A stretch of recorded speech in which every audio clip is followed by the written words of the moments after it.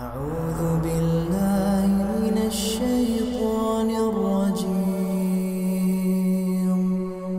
بسم الله الرحمن الرحيم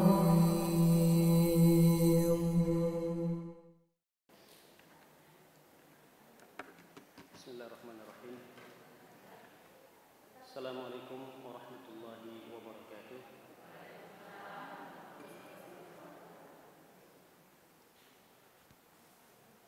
Ibu-ibu yang dimuliakan oleh Allah Subhanahu wa taala, mohon maaf atas keterlambatannya. Tadi ada sedikit urusan membantu salah satu jamaah kita yang sedang meninggal di Duku Bima. Jadi sesaat tadi saya bertakziah dan membantu beberapa yang perlu disiapkan, sehingga saya agak terlambat hari ini. Mohon kiranya untuk dimaafkan. Ya, barakallahu fikunna jami'an. Kita lanjutkan kajian kita pada yang berbahagia ini. Alhamdulillahirabbil alamin, wassalatu wassalamu ala asyrafil anbiya'i wal mursalin wa ala alihi wa ashabihi ajma'in. Allahumma salli wa sallim ala nabiyyina Muhammadin wa ala alihi wa ashabihi wa dzurriyyatihi wa ahlihi ajma'in. Para hadirat yang dimuliakan oleh Allah Subhanahu wa taala, lanjutkan kembali kajian kita tentang tafsiran dari Adhkarus Shaba wal Masa, tentang makna dari zikir-zikir yang kita baca di waktu pagi dan di waktu petang, di mana pembahasan kita pada pertemuan yang lalu tentang ayat kursi, dan belum selesai pembahasan kita tentang ayat kursi.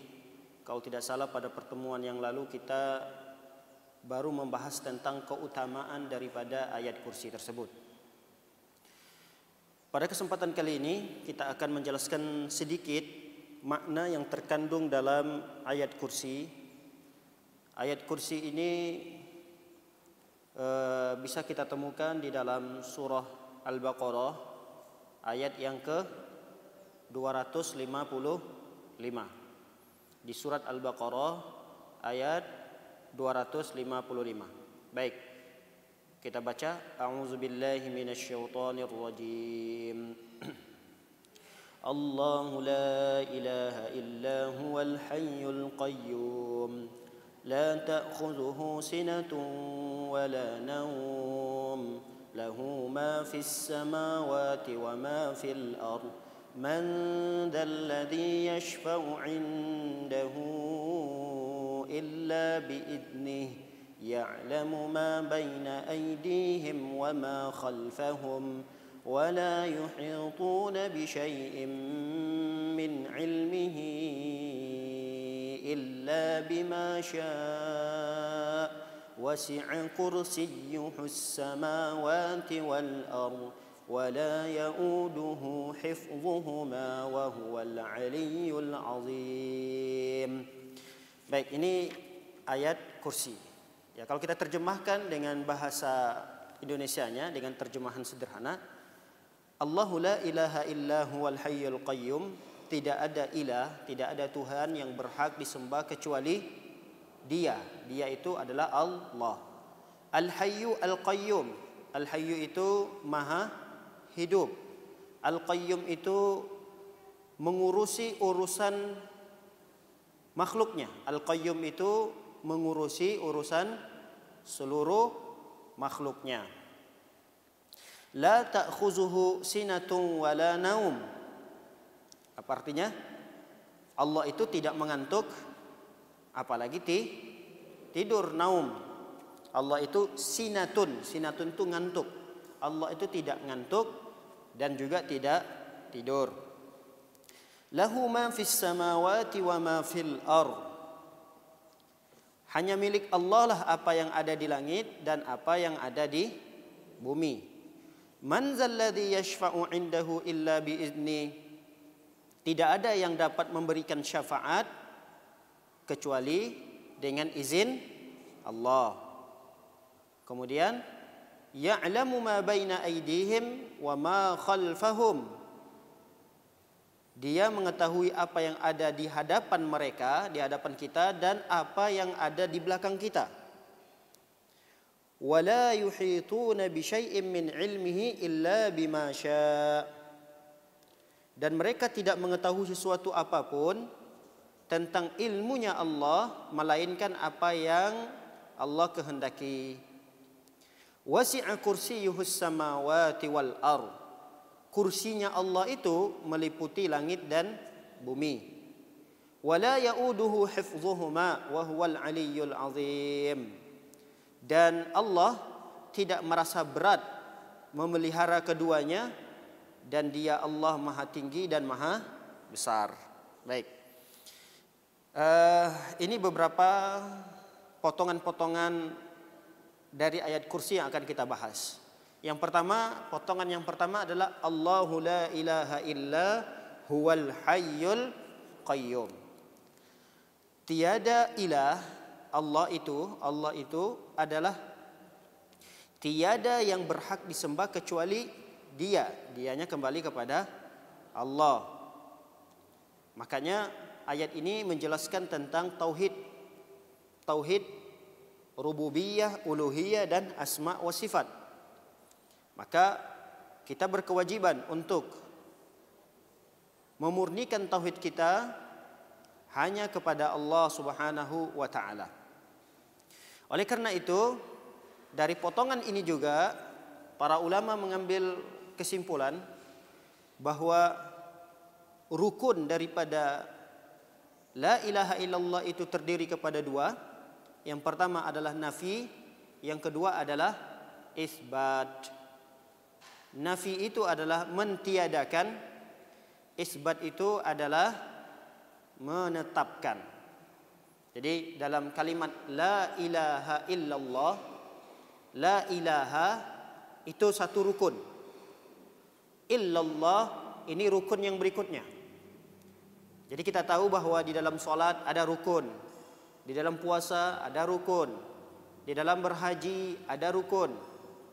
Bahkan ketika kita mengeluarkan zakat pun ada rukun dan syarat, ketentuan-ketentuan yang harus dipenuhi. Begitu juga dengan syahadat, rukun Islam yang pertama. Syahadat, asyhadu an la ilaha illallah wa asyhadu anna Muhammadar Rasulullah, itu juga punya rukun. Maka tatkala kita mengucapkan kalimat la ilaha illallah, dilihat di sini ada dua rukun yang terkandung di dalam kalimat la ilaha illallah itu. Yang pertama adalah rukun an-nafyu, meniadakan. La ilaha. Apa yang kita tiadakan di sini? Seluruh sesembahan. Semua sesembahan ditiadakan. Jadi apa yang disembah oleh manusia di muka bumi ini? Misalnya pepohonan, bebatuan, berhala, ada yang menyembah matahari, ada yang menyembah orang yang sudah meninggal dunia, dewa, dan seterusnya. Itu dinafikan. Semua sesembahan dinafikan, ditiadakan, dibuang jauh-jauh. Illallah, tapi harus ada yang ditetapkan. Rukun yang kedua, kita harus isbatkan, kita harus tetapkan siapa Tuhan yang berhak untuk disembah. Itulah Dia adalah Allah. Illallah, ini rukun kedua. Jadi semua sesembahan, semua Tuhan tidak ada. Tidak ada yang berhak untuk disembah. Seluruh Tuhan. Illallah, kecuali Allah. Inilah rukun yang kedua. Berarti tidak cukup seseorang itu dikatakan bertauhid, tidak cukup dikatakan seseorang itu beragama Islam kalau dia hanya menetapkan salah satu dari rukun ini. Dia mengatakan, wah, tidak ada Tuhan. Di muka bumi ini tidak ada Tuhan. Nggak boleh. Dia nanti masuk dalam kategori orang-orang ateis yang tidak punya agama, yang nggak percaya dengan adanya Tuhan. Berarti dia belum dikatakan orang yang bertauhid, karena dia menafikan seluruh Tuhan. Nah, orang yang seperti ini tidak dikatakan bertauhid, kecuali ketika dia memenuhi syarat yang kedua, Apa itu syarat yang kedua tadi? Mengisbatkan, menetapkan Allah sebagai Tuhan yang berhak disembah. Nah, ini rukun daripada kalimat la ilaha illallah. Kemudian Allah itu Al-Hayyu. Allah itu maha hidup. Apa maksudnya daripada Allah maha hidup ini? Kehidupan Allah Subhanahu wa taala itu tidak seperti kehidupan makhluknya. Kita hidup. Saat ini kita bisa bergerak, saat ini kita bisa berjalan, kita duduk, bisa mendengar, kita bisa berinteraksi, kita bisa melangkahkan kaki dari rumah ke masjid. Ini kehidupan kita. Tapi kehidupan kita akan mengalami kematian. Kehidupan kita mengalami ketiadaan. Sebelum kita ada di dunia ini, kita kan tidak ada. Kita tidak ada di dunia ini. Lalu dengan menikahnya orang tua kita, kemudian lahirlah kita. Ini kan berarti kehidupan kita diawali dengan sesuatu yang tidak ada. Ini kehidupan kita, makhluknya. Allah tidak seperti itu. Allah Al-Hayyu, Allah maha hidup. Allah itu tidak diawali dengan sesuatu yang tidak ada. Allah itu sudah ada dan sudah hidup. Azali. Azali, kehidupan Allah Subhanahu wa taala itu tidak diawali dengan sesuatu yang baru. Ini Al-Hayyu. Dan kehidupan Allah Subhanahu wa taala tidak akan mengalami kecacatan. Kehidupan Allah Subhanahu wa taala tidak akan berakhir. Beda dengan kehidupan kita. Kehidupan kita pasti akan ada akhirnya. Ya, berapa sih umur manusia di dunia ini? Rasul sudah memprediksikan. A'maru ummati baina 60 wa 70. Umur umatku itu berkisar antara 60 sampai 70, kata Rasul sallallahu alaihi wasallam. Wa qalilun ma yajuzu zalik. Cuma sedikitlah ada beberapa orang yang melewati 70 tahun ke atas. Ada, tapi sedikit, kata Rasul sallallahu alaihi wasallam. Kemudian Allah Al-Hayyu, Al-Qayyum. Allah juga Al-Qayyum. Maksud dari Al-Qayyum ini adalah Allah berdiri sendiri dalam mengurusi makhluk-makhluknya ini. Allah berdiri sendiri dalam mengurusi seluruh makhluknya. Jadi Allah tidak butuh bantuan siapapun. Allah tidak butuh adanya serikat. Serikat itu kerjasama dengan siapa gitu untuk mengurusi di dunia ini. Nggak perlu.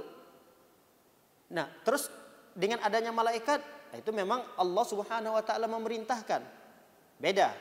Beda dengan Allah butuh terhadap orang yang membantu dengan Allah yang memerintahkan. Jadi itu perintah Allah kepada para malaikat. Sebenarnya Allah tidak butuh bantuan itu. Andai kata Allah Subhanahu wa taala mengurusi seluruh makhluk Allah Subhanahu wa taala yang ada di alam itu, Allah mampu. Inilah maksud daripada Al-Qayyum. Al-Qayyum. Allah berdiri sendiri dalam mengurusi makhluknya. Beda dengan kita. Kita nggak bisa ngurusi urusan kita sendiri. Nggak bisa. Dipastikan nggak mungkin. Jangankan dalam cakupan besar, cakupan kecil saja, misalnya di rumah tangga, nggak mungkin kita tidak butuh suami. Ada saja yang kita minta bantuan. Suami, ketika suami jauh misalnya, kita merasa kesepian, kita biasanya dibantu dalam urusan ini. Begitu juga terkadang kita minta bantuan kepada anak. Nggak bisa, apalagi cakupannya besar. Kita butuh dengan tetangga, kita butuh dengan teman-teman yang lain. Kita butuh dengan belanja ke pasar. Berarti adanya kebutuhan manusia dengan makhluk-makhluk yang lain. Kalau Allah tidak. Allah tidak butuh. Apalagi dalam urusan-urusan dunia seperti yang begitu besar seperti yang kita lihat saat ini. Allah tidak butuh dengan bantuan-bantuan siapapun. Allah mampu untuk mengurusi itu semua. Inilah makna daripada Al-Qayyum. Makanya kalau kita lihat firman Allah Subhanahu wa taala dalam surah Rum ayat yang ke-25, kata Allah, "Wa min ayatihi an taqumas sama' wal ardu bi amrih." Di antara kekuasaan, tanda kekuasaan Allah Subhanahu wa taala adalah Allah Subhanahu wa taala mengerjakan, memerintahkan langit dan bumi itu ya dengan urusan-urusan Allah Subhanahu wa taala. Jadi berdirinya langit, berdirinya bumi, berputarnya planet-planet yang ada di alam ini, itu semuanya adalah murni atas perintah Allah. Jadi Allah Subhanahu wa taala yang mengurusinya. Ini makna daripada Al-Qayyum. Baik, kita masuk kepada potongan yang kedua dari ayat kursi ini. Apa potongan yang kedua? La ta'khuzuhu sinatun wala naum. Apa artinya tadi? Allah itu tidak ngantuk dan Allah itu tidak tidur. Jadi dalam mengurusi urusan dunia, urusan alam yang begitu besar ini, Allah itu tidak pernah merasakan ngantuk, apalagi tidur. Ini kesempurnaan Allah Subhanahu wa taala. Ini kesempurnaan sifat Allah Subhanahu wa taala. Apa kesempurnaan sifat Allah? Allah itu tidak ngantuk dan tidak tidur. Andai kata Allah Subhanahu wa taala memiliki sifat ngantuk dan tidur, berarti Allah memiliki kelalaian. Kalau Allah memiliki sifat kelalaian, bisa jadi akan berdampak bahaya terhadap alam ini. Dan itu tidak mungkin. Tidak mungkin dimiliki oleh Allah Subhanahu wa taala. Sifat lalai termasuk ngantuk, tidur, gak mungkin dimiliki oleh Allah Subhanahu wa taala. Karena Allah Subhanahu wa taala Maha mengetahui, Maha melihat, Maha mendengar. Kalau Allah sempat ngantuk, sempat tertidur, ya berarti ada pengetahuan Allah yang terluputkan. Ada penampakan yang Allah harusnya melihat, Allah terluputkan dari penampakan itu. Gara-gara adanya rasa kantuk dan rasa tidur tadi. Dan itu tidak mungkin dimiliki oleh Allah Subhanahu wa taala. Apalagi dalam urusan mengurusi alam ini. Pernah suatu ketika, walaupun asar ini, walaupun hadis ini diperselisihkan oleh para ulama tentang kesahihannya, ada di dalam tafsir Ibnu Katsir dijelaskan sebuah riwayat yang menjelaskan tentang Nabi Musa alaihissalam bertanya kepada malaikat. Ini Nabi Musa nih. Nabi Musa alaihissalam, beliau bertanya kepada para malaikat tentang pertanyaan hal yanamullah, apakah Allah itu tidur? Ini pertanyaan Nabi Musa kepada malaikat. Apakah Allah Azza wa Jalla itu tidur? Kata Nabi Musa, fa'auhallahu ilal malaika wa amarahum an yu'arriquh salasan. Lalu Allah ingin memberikan jawaban kepada Nabi Musa. Lalu kemudian Allah perintahkan para malaikatnya untuk menyampaikan kepada Nabi Musa. Lalu buat Nabi Musa itu tidak tidur selama 3 hari. Jadi selama 3 hari, 3 malam, Nabi Musa itu tidak tidur. Dan tidak diberikan rasa kantuk. Bayangkan, ada orang yang tidak tidur 3 hari, 3 malam.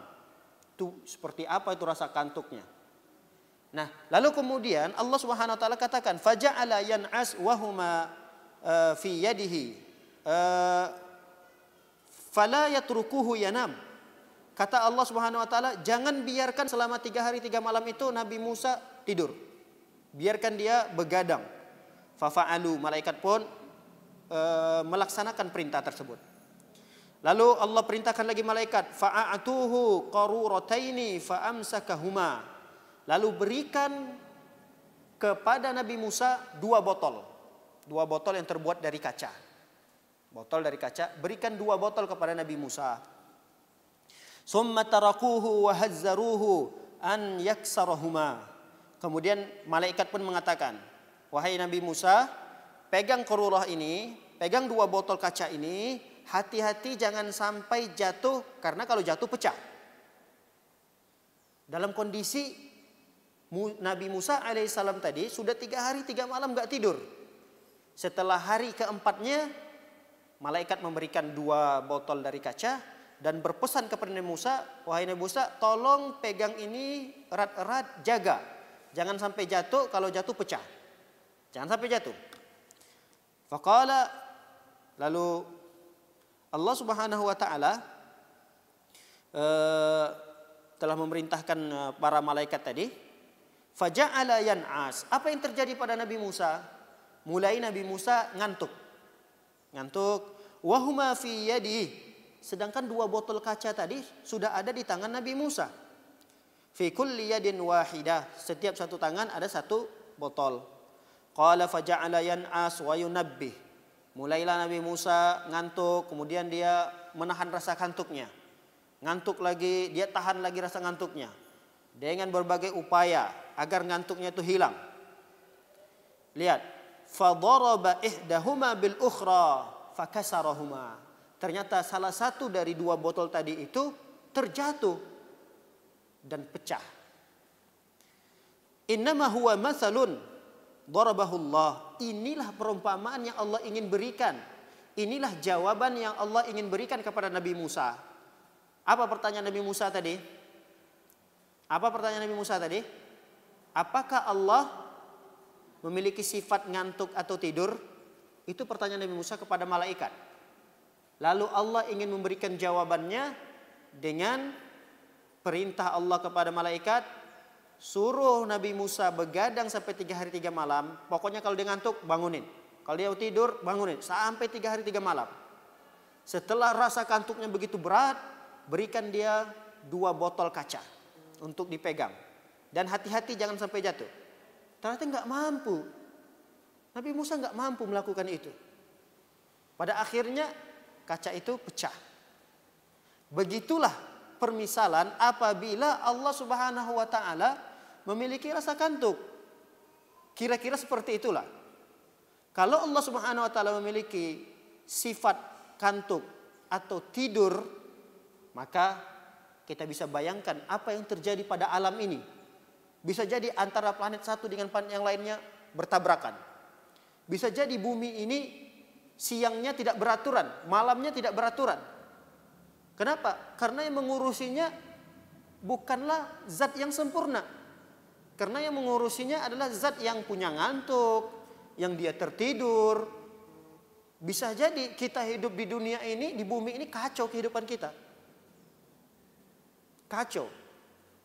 Tapi itu tidak mungkin. Karena yang mengatur alam ini, yang mengatur bumi yang berada di atasnya adalah Allah Subhanahu wa taala. Apa sifat Allah Subhanahu wa taala itu? La ta'khuzuhu sinatun wala naum. Baik, ini potongan yang kedua. Potongan yang ketiga dari ayat kursi ini. Lahu ma fis samawati wa ma fil ardh. Hanya milik Allah apa yang ada di langit dan apa yang ada di bumi. Nah, ini bahwa Allah Subhanahu wa taala ketika Allah Subhanahu wa taala mengatur alam ini dan Allah memilikinya. Allah yang memiliki seluruh makhluk yang ada di alam semesta ini. Karena Allah menciptakannya. Setelah Allah ciptakan, Allah memilikinya. Setelah Allah memilikinya, Allah yang mengaturnya. Nah, sifat ini adalah sifat yang dimiliki oleh Tuhan, Allah Subhanahu wa taala. Dan tidak mungkin ada Tuhan-Tuhan yang lain yang memiliki sifat ini. Tidak ada. Siapa sih Tuhan yang disembah di muka bumi ini yang bisa menciptakan? Coba datangkan satu Tuhan saja yang disembah, yang dia bisa menciptakan. Jangankan mencipta alam yang besar seperti ini. Mencipta benda yang kecil saja. Nyamuk lah. Coba ciptakan nyamuk. Lalat. Gak usah ciptakan manusia. Manusia dari tiada. Lalu kemudian dibentuk. Jadi manusia, masukkan ruh. Mungkin sekarang teknologi canggih. Ada orang yang bisa bikin boneka yang mirip sekali dengan manusia. Ada. Ada orang yang mungkin bisa membuat persis bentuknya seperti manusia. Tapi dia tidak akan bisa meniupkan ruh ke dalam apa yang telah dia ciptakan tadi. Nah, baik, setelah dia ciptakan itu misalnya, dia ciptakan robotkah atau bonekakah? Nah, apakah dia bisa memilikinya? Belum tentu. Bisa jadi setelah dia buat, yang punya orang lain. Karena ada orang yang pesan. Tapi Allah Subhanahu wa taala tidak. Allah itu sudah ciptakan langit, bumi, alam semesta ini. Dan yang punya itu bukan orang lain, bukan makhluknya, tapi Allah Subhanahu wa taala. Bukti bahwa seluruh makhluk yang ada di alam ini milik Allah. Ketika ada orang meninggal, apa yang pertama sekali terucapkan oleh kita? Inna lillahi wa inna ilaihi raji'un. Apa itu artinya? Inna lillahi wa inna ilaihi raji'un. Sesungguhnya kita ini milik siapa? Milik Allah. Makanya lihat potongan ketiga dari ayat kursi ini. Lahu ma fis samawati wa ma fil ardh. Milik Allah yang ada di langit. Yang di langit itu banyak sekali. Apa-apa aja Ibu yang ada di langit itu? Hah? Ada bintangnya, ada bulannya, ada mataharinya. Belum lagi di atas langitnya ada para malaikatnya. Jumlah para malaikatnya itu bukan sedikit.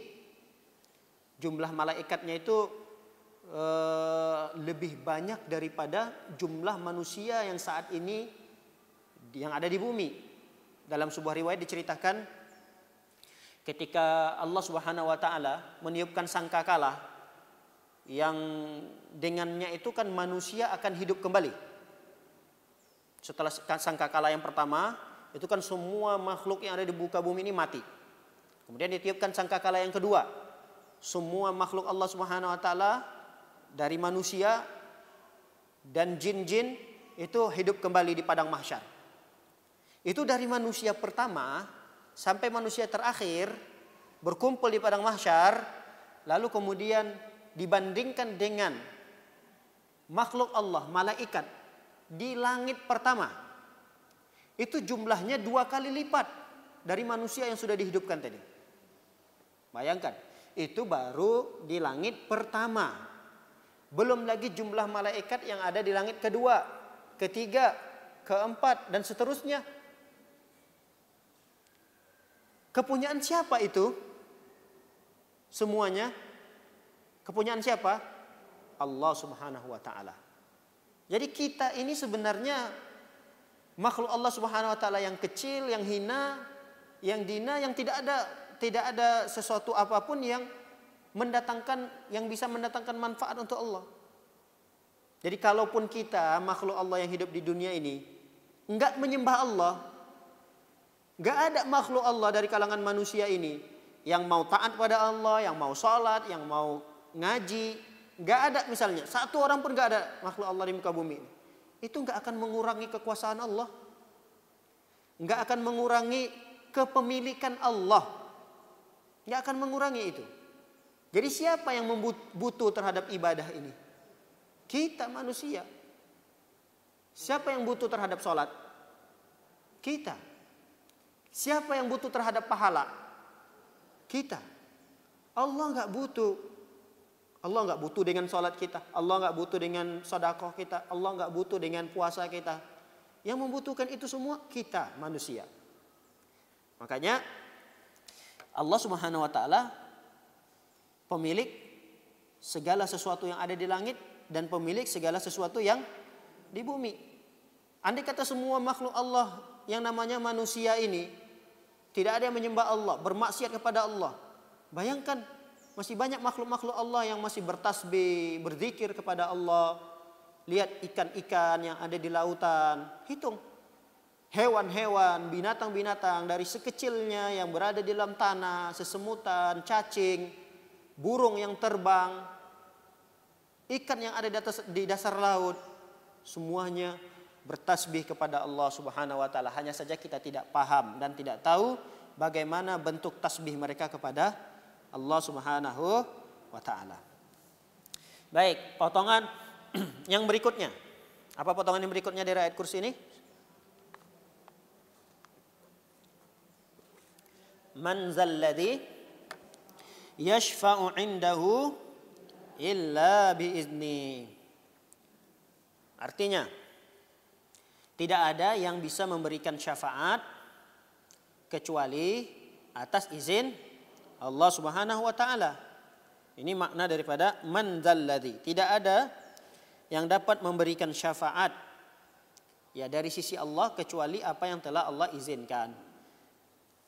Ini menunjukkan bahwa syarat untuk mendapatkan syafaat dari Allah Subhanahu wa taala itu terdiri dari dua. Yang pertama ada izin dari Allah, yang kedua ada ridho. Jadi kalau dua hal ini terpenuhi maka seseorang itu akan mendapatkan syafaat. Pertama izin.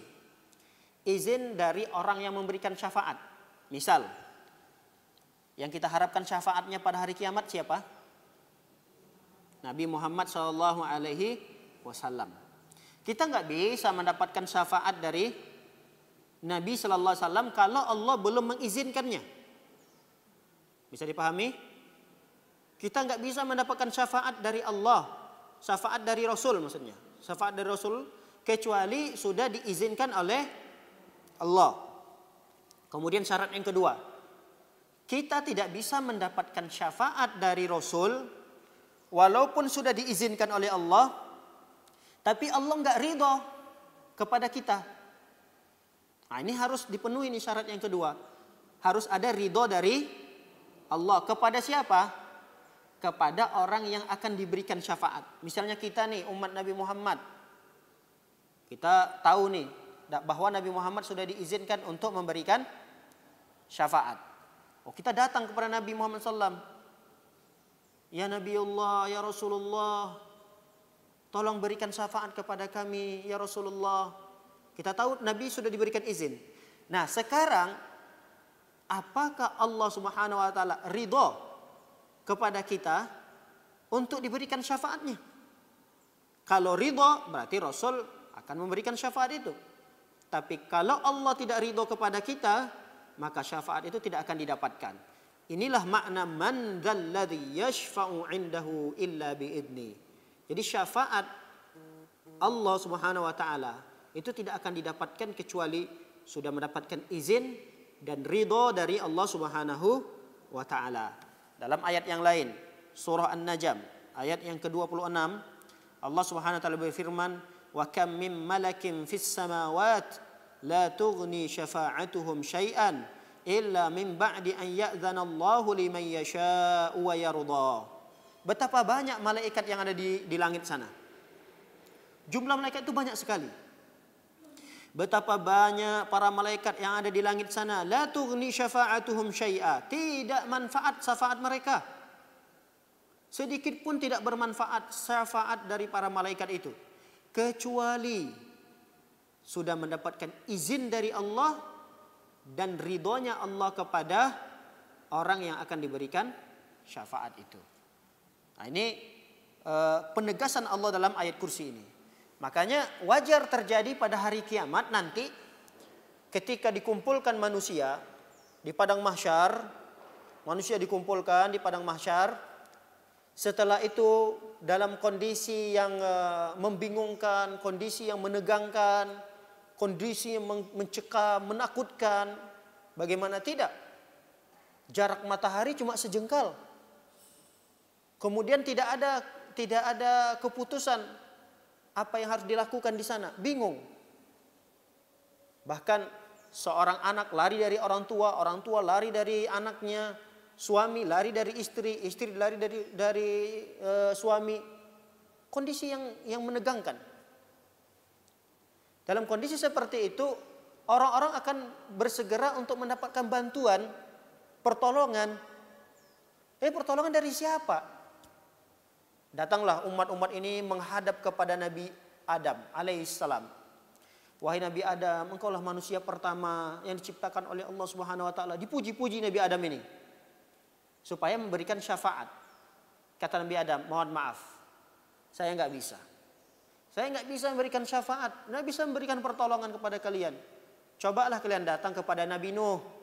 Datang kalian kepada Nabi Nuh sana. Kemudian mereka ramai-ramai datang kepada Nabi Nuh alaihissalam.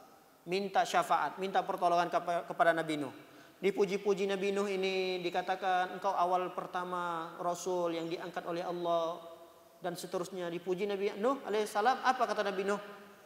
Mohon maaf, Saya nggak bisa memberikan syafaat itu. Coba kalian datang ke Nabi Ibrahim. Datang nih, pindah lagi ke Nabi Ibrahim. Minta syafaatnya. Lalu Nabi Ibrahim alaihissalam pun mengatakan, saya nggak layak. Saya malu. Karena saya dulu pernah melakukan 2 kedustaan. Dengan dosa saya itu, saya nggak bisa memberikan syafaat.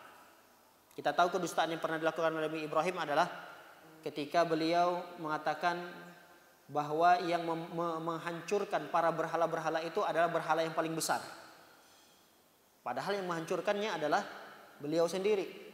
Tapi ketika ditanya, beliau mengatakan yang menghancurkan adalah berhala yang besar itu. Ini kedustaan yang dilakukan oleh Nabi Ibrahim. Kemudian kedustaan yang kedua, bahwa ketika Nabi Ibrahim di dalam perjalanan dihadang oleh begal, oleh perampas, dan ketika itu perampok ini, kalau di perjalanan itu ada perempuan dan perempuan itu adalah istrinya, lalu perempuan itu akan diambil. Nabi Ibrahim tidak mungkin melepaskan istrinya diambil oleh orang lain. Lalu kemudian Nabi Ibrahim berdusta ketika ditanya, siapa perempuan ini? Beliau menjawab, dia adalah saudariku. Dia menjawab, dia adalah saudariku. Walaupun kedustaan yang dilakukan Nabi Ibrahim ini bukan kedustaan yang besar ya. Bukan kedustaan yang besar, kedustaan yang biasa, dan itu tidak dianggap kedustaan. Sebagian ulama menganggap itu tidak dianggap kedustaan. Dia menjawab, ini adalah saudariku, saudari seiman.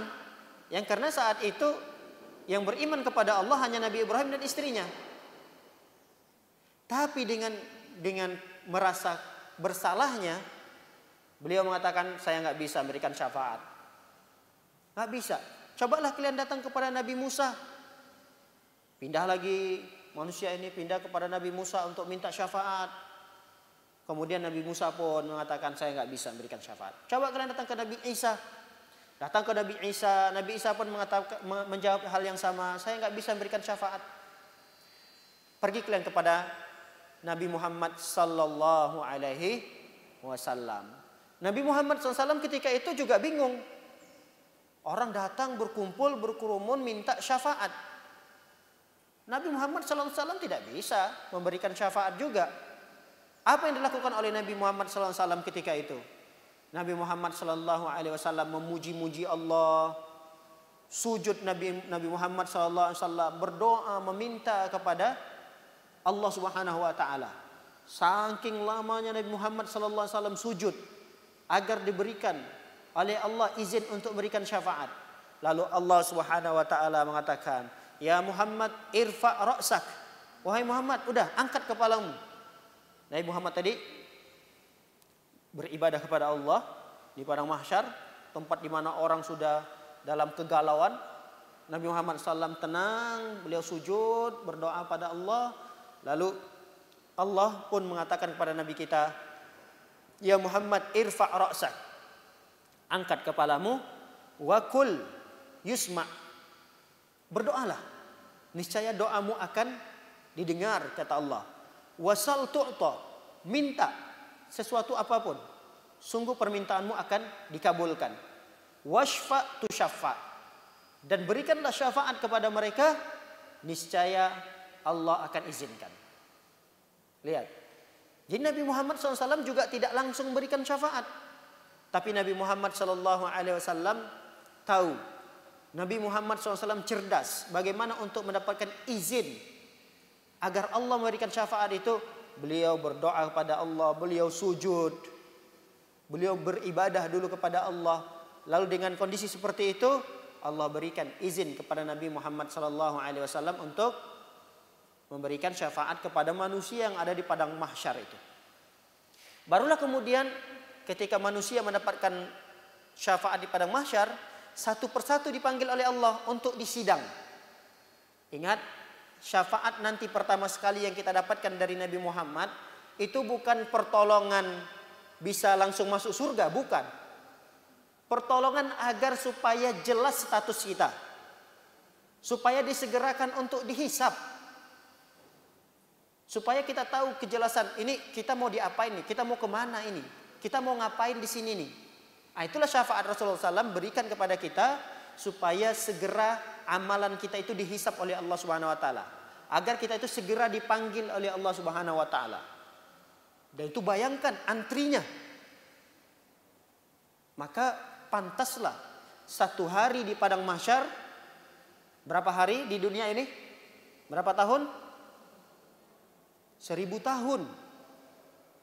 Satu hari di padang mahsyar.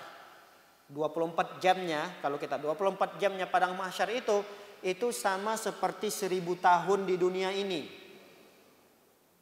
Saking banyaknya, saking antrinya orang yang akan dipanggil oleh Allah, menunggu satu persatu dipersidangkan.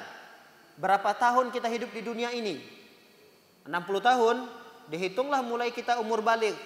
15 tahun misalnya, dari umur 15 tahun sampai umur 60 tahun. Itu sekitar umur itulah yang akan kita pertanggungjawabkan di hadapan Allah Subhanahu Wa Taala. Di setiap detiknya, di setiap menitnya akan ditanyakan oleh Allah. Wahai ibu fulana, pada tanggal sekian, di jam sekian, pada hari ini, apakah betul Anda melakukan ini? Apakah betul melakukan maksiat ini bersama si fulan si fulana ini? Iya ya Allah. Iya ya Allah. Kalau dia misalnya mengakui tidak banyak ngeles, berarti dipermudah oleh Allah. Allahumma hasibna hisaban yasira. Ini yang disunahkan untuk diperbanyak, untuk kita minta kepada Allah. Ya Allah, permudahkanlah hisab kita nanti di akhirat. Karena berat sekali, apalagi kalau modelnya ngeles. Suka ngeles di dunia, nanti ke bawah-bawah nanti di akhirat. Allah mau dikibuli, nggak bisa. Nggak bisa. Maka kalau nanti mulai ada orang yang ngeles-ngeles, nah itu akan diperberat itu hisabnya. Dikatakan, Ibu Fulana, betul di tempat ini Anda pernah meriba teman Anda? Oh tidak ya Allah. Betul tidak. Baik, saya akan panggilkan si fulana, teman-teman kamu dulu pernah meribahnya. Dipanggil temannya tadi. Betul ibu fulana ini pernah meribah? Kata temannya, betul ya Allah. Dia ngeles lagi. Ya Allah, dia bohong ya Allah. Dia nggak benar, dia memberikan persaksian palsu. Baik, nanti akan didatangkan lagi saksi-saksi yang lain. Tetap masih ngeles. Apa yang dilakukan oleh Allah Subhanahu Wa Taala? Allah tutup mulutnya. Lalu apa yang berbicara? Anggota tubuhnya yang berbicara dan memberikan kesaksian. Tangannya bisa bicara ketika itu, kakinya bisa berbicara memberikan kesaksian. Jadi nggak bisa dibohongi. Nah, itulah kejadian yang akan terjadi pada hari kiamat. Maka kita sangat butuh sekali kepada syafaat pertolongan Allah Subhanahu wa ta'ala.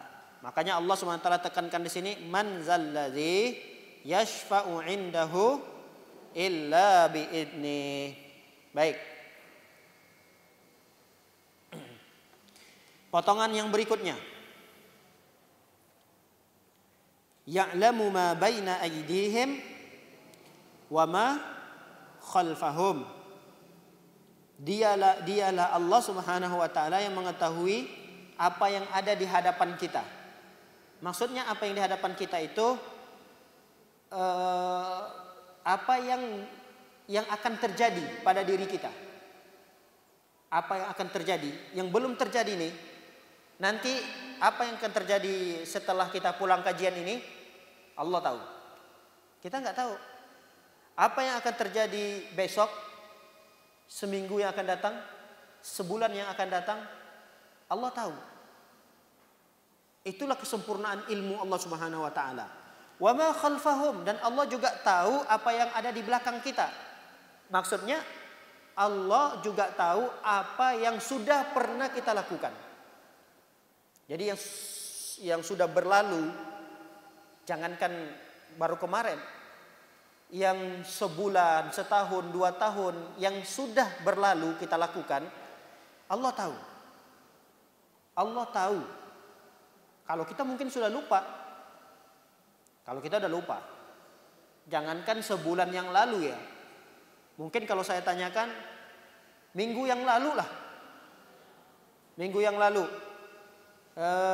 Hari Ahad kemarin lah. Hari Minggu. Hari Minggu berarti baru 2-3 hari yang lalu. Jam 10.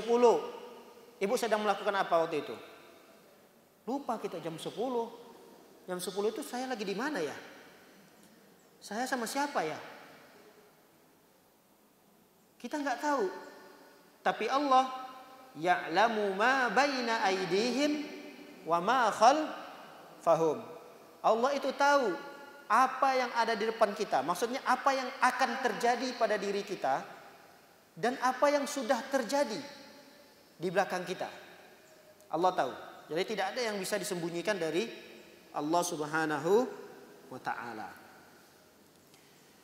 Apalagi Allah tidak memiliki sifat lupa. Jadi maha pengetahuan Allah itu Allah tidak lupa dari pengetahuannya. Kalau sudah Allah tahu itu nggak mungkin lupa.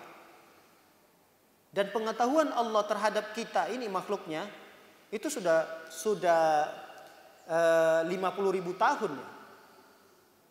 Sebelum diciptakan 5.000 tahun sebelum diciptakan langit dan bumi. Jadi belum ada kita belum lahir ke bumi ini, itu semuanya Allah sudah rekap dan tahu. Maka tidak ada yang bisa disembunyikan. Ingat potongan ayat ini supaya kita bisa berhati-hati dalam bersikap, berhati-hati dalam berbicara, berhati-hati dalam berbuat. Ingat bahwa Allah tahu apa yang akan kita lakukan dan apa yang telah kita lakukan. Supaya kita betul berhati-hati nih. Ketika kita mau melakukan ini, jangan. Tapi nggak ada orang. Kita tempat tersembunyi kok. Udah kerjakan aja. Nggak apa-apa. Sedikit doang. Kan nggak banyak. Nah, ingat. Apa yang kita lakukan, Allah Maha tahu. Apa yang kita ucapkan, walaupun yang kita ucapkan itu satu kata, dua kata, satu kalimat. Ingat, Allah Maha tahu. Ma yalfidhu min qaulin illa ladaihi raqibun atid. Tidak akan terlafazkan dari mulut kita ini. Tidak akan ada yang keluar dari lafaz kita ini kecuali ada raqib dan atid. Dua malaikat Allah yang bersifat raqib, memantau terus. Atid dan mencatat. Jadi terlepaskan satu kata dari mulut kita. Bayangkan, per katanya pun dicatat. Per kalimatnya dicatat. Maka tidak heran nanti pada hari kiamat ketika kita harus mempertanggungjawabkan ucapan kita, perbuatan kita. Itu catatan amalan kita dibentangkan begitu luasnya. Nah, itulah yang akan kita pertanggungjawabkan. Setiap ucapan kita, perbuatan kita, apa yang kita lakukan, detail. Detailnya itu jamnya, tanggalnya, harinya. Itu catatan malaikat tidak akan terluputkan. Jadi dari kita bangun tidur sampai nanti tidur lagi, itu dicatat seluruhnya oleh malaikat. Yang memiliki sifat raqibun atid. Baik, potongan yang berikutnya. Wala yuhituna bi syai'in min ilmihi illa bima syaa. Tidak ada yang meliputi pengetahuan Allah dengan sesuatu apapun kecuali apa yang Allah telah kehendaki. Makanya ilmu kita ini tidak bisa mencakupi ilmu Allah. Pengetahuan Allah itu sangat luas sekali. Kita nggak bisa sama pengetahuan kita seperti pengetahuan Allah. Bahkan secuil dari pengetahuan Allah pun kita nggak bisa mencakupi ilmu itu. Makanya di antara ilmu tentang sifat-sifat Allah, tentang nama-nama Allah itu Allah tidak berikan keseluruhannya. Ya, mungkin kita pernah membaca sebuah doa yang di dalamnya di antara potongan itu Rasul pernah mengajarkan kita as'aluka bikulli ismin huwalak sammaita bihi nafsak. Ini doa apa ini? Doa agar dijauhkan rasa kegalauan. Jadi kalau kita sedang galau, baca doa ini. Jadi dari potongan doa itu, as'aluka bikulli ismin huwalak sammaita bihi nafsak au anzaltahu fi kitabik au 'allamtahu ahadan min khalqik au ista'sarta bihi fil ilmi ghaibi indak. Jadi artinya kira-kira, ya Allah, aku meminta kepadamu dengan nama-namamu ya Allah. Dengan nama-namamu yang mungkin engkau berikan nama itu kepadamu, atau nama-nama yang engkau ajarkan kepada seseorang dari makhlukmu, atau dari nama-nama yang engkau sembunyikan. Berarti ada nama-nama Allah yang masih tersembunyi, sifat-sifat Allah yang masih tersembunyi, dan kita tidak mengetahui ilmu itu. Makanya Allah SWT sebutkan, wala yuhituna bi syai'in min ilmihi illa bima syaa. Dan kita tidak bisa mengetahui sesuatu apapun tentang ilmunya Allah. Nggak bisa. Nggak mungkin tercakupi. Kita andai kata kita mau catat nih ilmu-ilmu Allah Subhanahu wa taala tentang kekuasaan-kekuasaan Allah yang ada di muka bumi ini, mau kita catat semuanya, lalu kita menggunakan tintanya itu seluas lautan, jadi air lautan itu dijadikan tintanya, itu air lautan habis. Saking luasnya ilmunya Allah ini. Baik, kita ambillah dedaunan yang ada di hutan itu, pepohonan jadi kertasnya, tintanya adalah air laut. Habis dedaunan yang ada di muka bumi ini, habis air yang menjadi tinta di lautan itu, belum juga habis ilmu Allah yang kita catat. Saking luasnya ilmu dan kekuasaan Allah Subhanahu wa taala. Makanya kata Allah Subhanahu wa taala mengatakan, wa ma utitum minal ilmi illa qalila. Kita ini tidak diberikan ilmu kecuali cuma sedikit.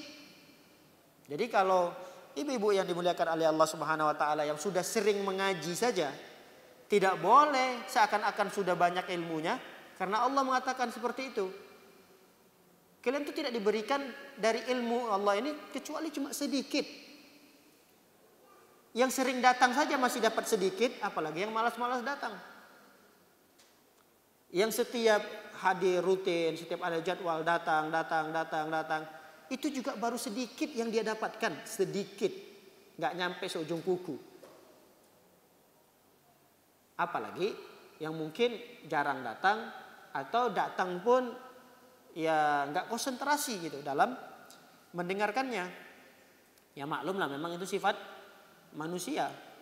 Kalau nggak ngantuk dan nggak tidur, tadi kan sifat siapa? Sifat Allah. Kalau sifat kita kadang ya ada rasa kantuk yang menyerang kita, kadang ya sampai ngantuknya berat tertidur. Ya sifat manusia. Tapi janganlah pula sifat manusia itu dibawa-bawa sampai ke majelis ilmu. Nggak baik. Walaupun itu adalah sifat kesempurnaan bagi manusia, tapi harus diletakkan pada tempatnya. Baik, para hadirat dimuliakan oleh Allah Subhanahu wa taala. Kita masuk kepada potongan yang berikutnya. Potongan yang keberapa udah nih? Enggak kita hitung ya. Potongan keberapa sekarang nih? Ada yang menghitungnya? Yang ke-7. Bismillah. Bunyi potongannya? Wasi'a kursiyyuhus samawati wal ardh. Kursi Allah itu luasnya seluas langit dan bumi. Kalau ditanya kita kursi Allah itu maksudnya apa? Pernah mendengar kursi? Kursi milik Allah? Pernah? Pernah lah. Setiap hari mungkin kita baca wasi'a kursiyyuhus sama, kursi. Apa itu kursi? Kursi itu adalah pendapat yang kuat ya. Ada yang mengatakan kursi itu adalah arsy. Tapi pendapat ini tidak kuat. Yang kuat dalam hal ini, kursi itu adalah tempat kedua kaki Allah Subhanahu wa taala. Jadi kursi itu adalah tempat kedua kaki Allah Subhanahu wa taala. Ini pendapat yang kuat dalam hal ini. Lihat apa kata Allah Subhanahu wa taala, luasnya kursi Allah tadi adalah seluas langit dan bumi. Nah, coba kita lihat tafsiran dari Ibnu Abbas. Ibnu Abbas radhiyallahu taala anhu ketika itu meriwayatkan sebuah asar ini, sebuah riwayat ini, pernah Nabi Shallallahu alaihi wasallam ditanya. Nabi SAW pernah ditanya tentang kursi. Wasi'a kursiyyuhus samawati wal ard. Wahai Nabi, bagaimana penafsiran daripada wasi'a kursiyyus samawati wal ard ini? Kata Rasul sallallahu alaihi wasallam, kursiyyuhu maudi'u qadamai. Kata Rasulullah, kursi Allah itu adalah tempatnya kedua kaki Allah Subhanahu wa taala. Makanya nanti dalam surah Qaf kalau tidak salah, neraka ketika merasa belum penuh, neraka minta tambahan. Hal min mazid, adakah tambahan lagi orang-orang yang mau disiksa dalam neraka ini? Karena kalau dimasukkan neraka habis, masukin habis, masukin lagi dilahap habis. Neraka merasa kurang, minta tambahan kepada Allah. Hal min mazid, ada lagi tambahan ya Allah, ada lagi tambahan. Dalam riwayat hadis diceritakan Allah meletakkan kakinya sehingga neraka pun merasa cukup. Nah, menunjukkan di sini para hadirin melakukan oleh Allah Subhanahu wa taala, Allah itu punya kaki. Allah punya kaki. Buktinya adalah kursi Allah itu tempat kedua kaki Allah Subhanahu wa taala. Tapi ingat, jangan dibayang-bayangkan kaki Allah itu seperti apa. Jangan dibayang-bayangkan kaki Allah itu, kursi Allah itu seperti apa. Gak boleh. Kita cukup hanya meyakini bahwa Allah punya kaki. Sebagaimana dalam ayat yang banyak bercerita tentang Allah punya tangan. Allah punya tangan. Dalam ayat ini Allah punya kursi. Yang kursinya itu kata Rasulullah tempat kakinya Allah. Tapi jangan diserupakan. Oh, kalau Allah punya kaki, berarti kaki Allah itu seperti apa ya? Jarinya ada berapa ya? Itu bukan tugas kita. Bisa dipahami Ibu sekalian? Tugas kita cukup hanya mengimani, meyakini bahwa apa yang Allah sebutkan, sifat Allah berupa Allah punya tangan, punya kaki, udah imani saja, udah yakini, udah cukup. Bukan tugas kita untuk menghayal seperti apa kaki Allah, seperti apa tangan Allah. Gak boleh. Khawatir nanti apabila kita menghayal lalu menyerupakan kaki Allah dengan kaki makhluknya, haram hukumnya. Haram hukumnya. Baik. Diceritakan di sini bahwa kursi Allah Subhanahu wa taala itu kalau dibandingkan dengan langit dan bumi, maka langit dan bumi itu sangat kecil sekali. Langit dan bumi itu sangat kecil. Ibu-ibu tahu tameng yang biasa digunakan kalau orang berperang. Apa namanya? Tameng ya. Yang biasa kadang ada bentuknya bulat, ada segi empat. Biasanya tameng itu digunakan untuk menangkis serangan musuh. Kalau ada pedang menyerang musuh, lalu dia hadangi dengan tamengnya. Tameng itu kan kira-kira kita bisa gambarkan lah. Seginilah misalnya. Nah, itu digambarkan oleh Rasul Sallallahu Alaihi Wasallam. Itulah ibarat kursi Allah. Ingat, langit dan bumi ini ibarat koin-koin kecil. Koin-koin kecil. Lalu kemudian kita lemparkan ke dalam tameng tadi. Kita punya uang recehan kecil-kecil. Coba lemparkan uang recehan itu 7 koin. 1, 2, 3, 4, 5, 6, 7. Itulah langit. Koin-koin kecil tadi.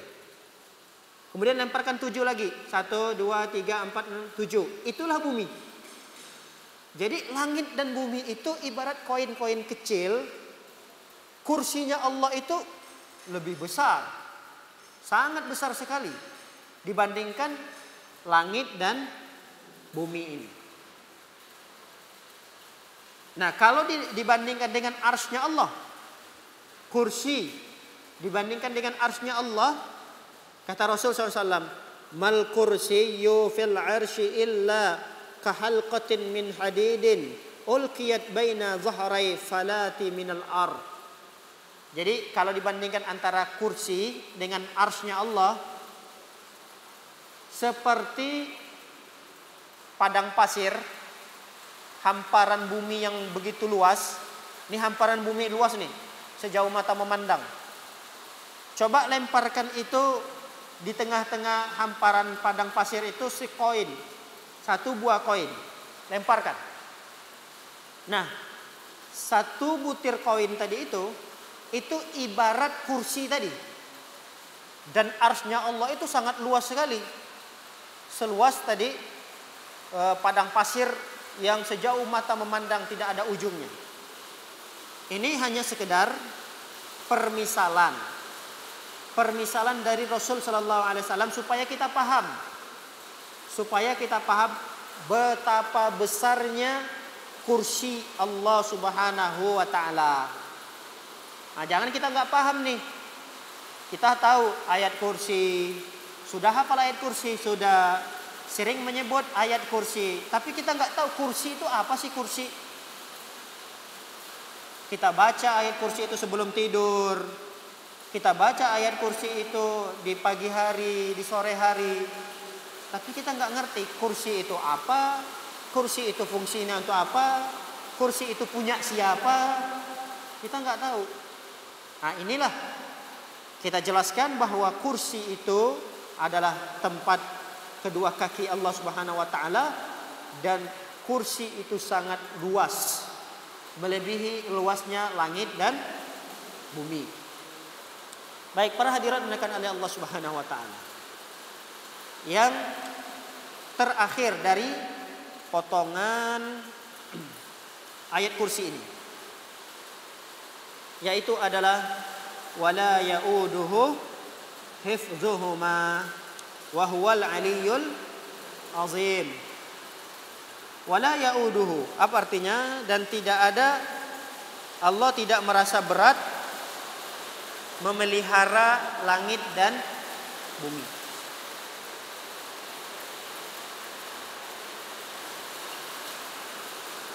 Bisa terdengar Ibu?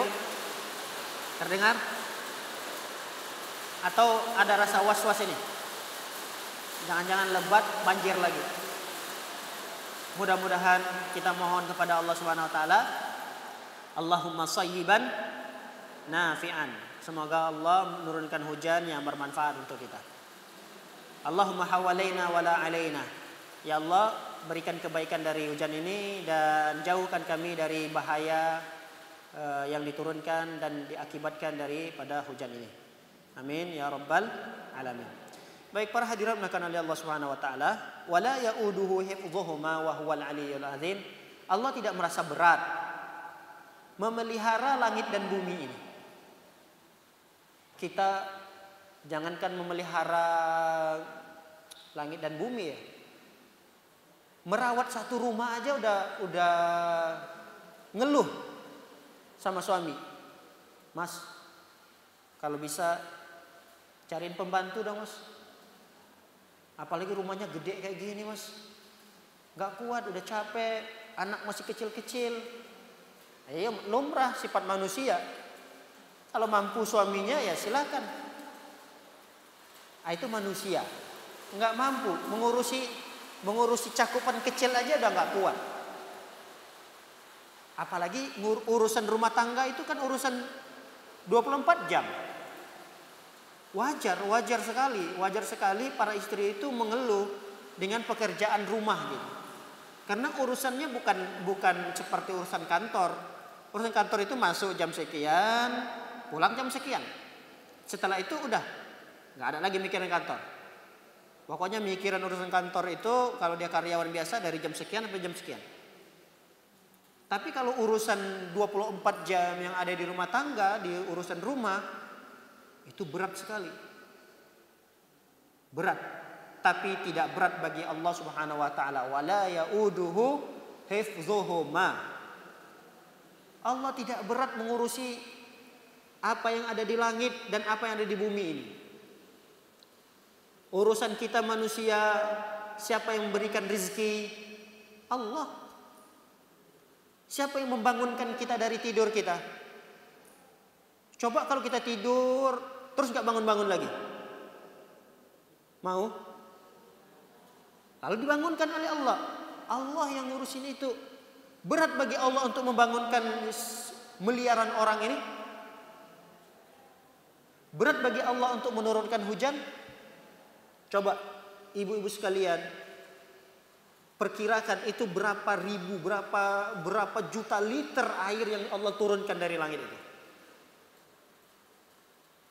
Bayangkan, kita kalau nurunin air misalnya dari lantai 2 aja, ada yang bocor nih, menggenang airnya. Turunkan itu ternyata cuma 20 ember, udah capek kita. Ini jutaan liter. Air itu diturunkan oleh Allah Subhanahu wa taala. Berat bagi Allah? Enggak. Berat bagi Allah untuk menerbitkan matahari? Terbit matahari, nanti diputar sama Allah, masuk waktu duha, terus nanti masuk waktu zuhur. Kemudian menggelincir matahari itu, masuk nanti waktu asar, ditenggelamkan lagi oleh Allah. Berat bagi Allah? Enggak. Dengan matahari itu mengeluarkan cahaya, berat bagi Allah untuk menebarkan cahaya itu? Enggak. Kalau kita berat, kita cuma tinggal nyetekin sekelar aja berat. Kalau itu tiap kali mau kita lakukan, habis aktivitas kita hidupin, nanti udah selesai matiin lagi. Cuma sekedar itu aja kita kadang bisa berat loh, malas gitu. Udah terang nih, udah terang, tapi kita tahu nih lampu belum matiin. Kadang kita nanti aja lah. Itu kan menunjukkan bahwa perkara yang sepele aja yang di rumah kita berat.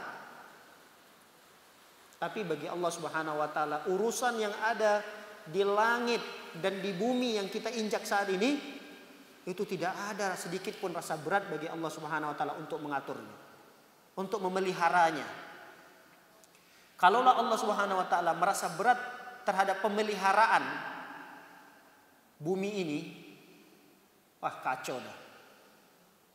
Kacau. Allah sudah tidak mau lagi pelihara bumi ini. Tapi itulah Allah Subhanahu wa taala. Allah itu maha sabar sekali menghadapi hamba-hambanya ini, yang pembangkang, yang ingkar. Dalam hadis disebutkan, kata Rasulullah, Allah itu memiliki sifat maha sabar. Kalau Allah udah gak sabar dengan perilaku hamba-hambanya ini, udahlah, Allah hancurkan aja. Allah hidupkan lagi hamba-hamba yang taat kepada Allah, yang pandai bersyukur kepada Allah Subhanahu wa taala. Tapi Allah tidak ingin melakukan itu. Karena Allah tahu bahwa di mana ada hamba yang bersalah, ketika dia bersalah dan mengakui kesalahannya, bertaubat kepada Allah, itu Allah lebih sukai daripada Allah menciptakan makhluk di muka bumi ini yang gak bersalah sama sekali. Gak mungkin ada. Sekali lagi kami tegaskan, gak mungkin ada makhluk Allah yang namanya manusia ini gak punya salah. Andai kata Rasulullah SAW, ada sekelompok manusia dari hidup sampai matinya gak pernah salah, Allah pasti akan binasakan itu. Allah akan binasakan. Andai kata ada, kata Rasulullah, andai kata ada makhluk Allah, manusia, sekelompok orang yang tidak punya salah, pasti Allah akan binasakan. Allah akan gantikan dengan makhluk manusia lain yang dia bersalah, bertaubat. Bersalah, bertaubat. Bersalah, bertaubat. Itu lebih Allah sukai. Cuma bertaubat, salah lagi, bertaubat. Itulah sifat manusia. Kullu bani Adam khata' wa khairu khata'in at-tawwabun. Semua manusia itu banyak salahnya. Semua manusia banyak melakukan kesalahan. Tapi sebaik-baiknya orang yang bersalah adalah orang yang bertaubat. Baik, wa huwal aliyyul azim, dan dialah Allah yang maha tinggi dan maha besar. Allah maha tinggi. Kalau Allah maha tinggi itu berarti di mana? Di atas atau di mana-mana? Ali, Allah itu maha tinggi. Ali itu di atas atau di mana-mana? Kalau dikatakan maha tinggi, ya di atas. Nah, nama Allah Al-Ali ini menunjukkan bahwa Allah berada di arsy, di atas. Inilah diantara keyakinan ahli sunnah wal jamaah. Ahli sunnah wal jamaah tidak meyakini Allah itu ada di mana-mana. Allah itu ada di atas. Dalilnya adalah firman Allah, wa huwal aliyyul azim. Allah itu maha tinggi di atas. Makanya Rasul SAW ketika Mi'raj, ya ke langit, ke Sidratul Muntaha, naik ke langit pertama, diizinkan masuk, naik ke langit kedua. Antara langit pertama dengan langit kedua ini jaraknya sejauh perjalanan 500 tahun. Hebat gak tuh perjalanan Mi'raj? Rasul naik ke langit itu namanya peristiwa Mi'raj. Kalau Isra itu kan perjalanan Rasul dari Mekah ke Masjidil Aqsa, Masjidil Haram ke Masjidil Aqsa. Itu perjalanan Isra. Mi'rajnya itu dari Masjidil Aqsa naik ke Sidratul Muntaha, ke arsy-nya Allah, ke langit ketujuh. Nah, Ibu perlu ketahui bahwa dari bumi ini yang kita injak ke langit pertama itu perjalanan 500 tahun. Langit pertama ke langit kedua itu jaraknya perjalanan 500 tahun. Berarti kalau satu tingkat saja pulang pergi berapa tahun? 1000 tahun. 1000 tahun. Itu perjalanan yang luar biasa yang dilakukan oleh Rasul SAW. Tapi itu bisa dilakukan oleh Rasulullah dalam satu malam. Naik. Bertemu dengan siapa? Bertemu dengan Allah. Walaupun tidak bertemu langsung, melihat langsung Allah ya. Ini pendapat yang kuat. Rasul tidak bertemu langsung, tidak nampak zat Allah Subhanahu wa taala itu. Dengan naiknya Rasul mendapatkan hadiah oleh-oleh berupa ibadah salat 5 waktu. Nah, ini menunjukkan Rasul naik ke atas. Menunjukkan juga bahwa Allah Subhanahu wa taala ada di atas, yaitu di arsy-nya Allah Subhanahu wa taala. Baik para hadirin dimuliakan oleh Allah Subhanahu wa taala, barangkali ini yang dapat kita sampaikan. Terakhir sebagai kesimpulan bahwa ayat kursi ini kapan waktu terbaik, waktu yang dianjurkan kita untuk membacanya? Kapan saja ayat kursi ini dianjurkan untuk dibaca? Yang pertama, ketika ingin tidur. Ini sudah kita bahas pada pertemuan yang lalu, hadis tentang Abu Hurairah, Ubay bin Ka'ab, di mana mereka bertemu dengan sosok jin yang menjelma menjadi manusia. Kalau hadis Ubay bin Ka'ab, sosok jin yang menjelma tangannya seperti anjing. Ini kan pertemuan yang lalu sudah kita jelaskan. Lalu diberikan ilmu oleh jin tersebut untuk baca ayat kursi sebelum tidur, agar beliau ini dijaga oleh Allah Subhanahu wa taala saat tidurnya. Ini kan sudah kita jelaskan bahwa waktu yang pertama membaca ayat kursi adalah ketika ingin tidur. Yang kedua, ayat kursi ini dibaca ketika kita merasa takut dengan gangguan jin atau syaitan. Takut ketika ada gangguan jin dan syaitan. Biasa kan ada orang tiba-tiba ngelewatin tempat yang gelap. Bulu apa namanya itu? Bulu kuduk ya. Tiba-tiba bulu kuduk, kata orang apa namanya? Naik, berdiri katanya. Itu kan kadang ada rasa-rasa takut kita. Itu sangat dianjurkan untuk membaca ini. Ya, sebagaimana hadis yang lewat sudah kita bahas. bagaimana hadis Ubay bin Ka'ab tidak merasa takut dengan jin karena dia membentengi dirinya dengan ayat kursi. Jadi kalau kita merasa takut, kapan saja tiba-tiba kita masuk dalam sebuah penginapan, yang namanya suatu penginapan yang kita jarang menginap sana, lalu kemudian kok rasanya beda gitu, ada rasa-rasa takut pada diri kita. Nah, maka baca ayat kursi. Mudah-mudahan dengan baca ayat kursi itu rasa takut kita berkurang dan hilang. Yang ketiga, kapan lagi kita baca ayat kursi? Inda dukhulil bait. Ketika kita mau masuk rumah. Apalagi rumah itu udah lama kita tinggalin. 1 hari atau sekian jam kosong rumah tersebut. Nah, ketika kita masuk, baca ayat kursi. Kalau bisa, seperti yang diamalkan oleh Abdurrahman bin Auf. Abdurrahman bin Auf itu setiap pojokan rumah dibacanya. Nah, ketika misalnya kita baru pulang kampung nih, kan kalau 1 hari 2 hari rumah, jangankan 1 hari 2 hari rumah ditinggalin. Sesaat aja nih misalnya 2 jam kita atau 3 jam baru kita tinggalin rumah, itu kan udah ditempatin oleh jin udah itu rumah. Kadang rumah kita yang kita ada di dalamnya jin juga ikut di sana gitu. Jadi kalau kita mau masuk rumah, ya dianjurkan untuk baca ayat kursi ini. Kalau bisa misalnya di sudut-sudut rumah itu kita bacakan. Supaya apa? Supaya rumah kita terbentengi dari jin. Terbentengi dari jin dan syaitan. Ya secara umum dibacakan surat Al-Baqarah. Karena surat Al-Baqarah yang dibacakan di rumah itu akan mengusir jin. Rumah yang dibacakan surah Al-Baqarah itu menjadikan syaitan jin lari dari rumah tersebut. Nah, di antara surah Al-Baqarah itu kan ada ayat kursi. Maka kalau kita hanya mencukupkan ayat kursi juga boleh. Boleh bacakan di sudut-sudut rumah untuk membentengi dan menjaga rumah kita. Baik, yang keempat. Yang keempat, ba'da salawatil khams. Membaca ayat kursi itu setelah selesai sholat 5 waktu. Jadi sholat zuhur nanti, jangan lupa di antara zikir yang kita baca adalah ayat kursi. Asar, habis sholat asar, jangan lupa setelah zikir, setelah sholat, jangan lupa di sela-sela zikir yang kita baca ayat kursi. Dan seterusnya. Baik, yang terakhir, yang kelima.